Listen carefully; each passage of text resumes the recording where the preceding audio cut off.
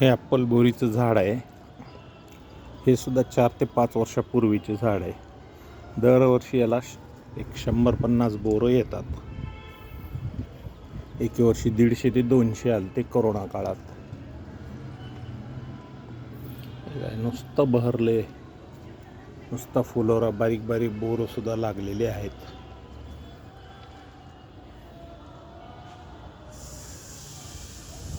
माशानं pollination सुद्धा होत आहे फुलामध्ये.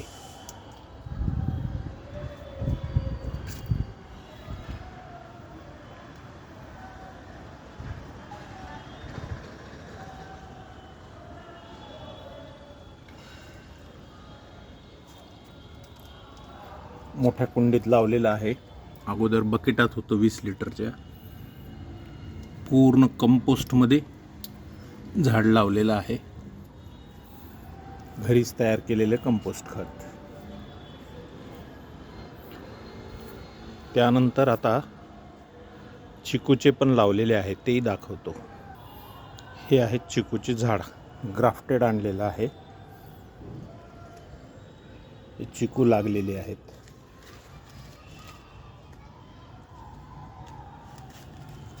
खूप प्रमाणात चिकू लागलेत, पण एवढा बहार धरणार नाही. 10-20 तरी चिकू येतील याला. हे सुद्धा कंपोस्टमध्ये लावलेलं आहे. त्यानंतर आता लिंबोणी पाहू. हे आहे कागदी लिंबू. किती बहार लागलेला आहे याला. खूप बहरलेलं आहे लिंबाचं झाड. काही मोठाली लिंब आहेत, काही छोटी आहेत. काहींना फुलोराही येत आहे.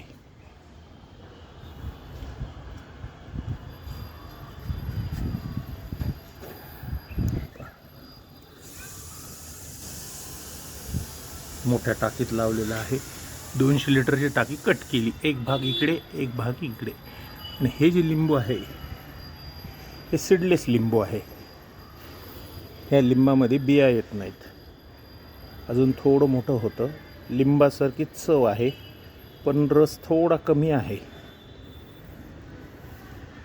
बहार खूप लागलेला आहे याला. इथे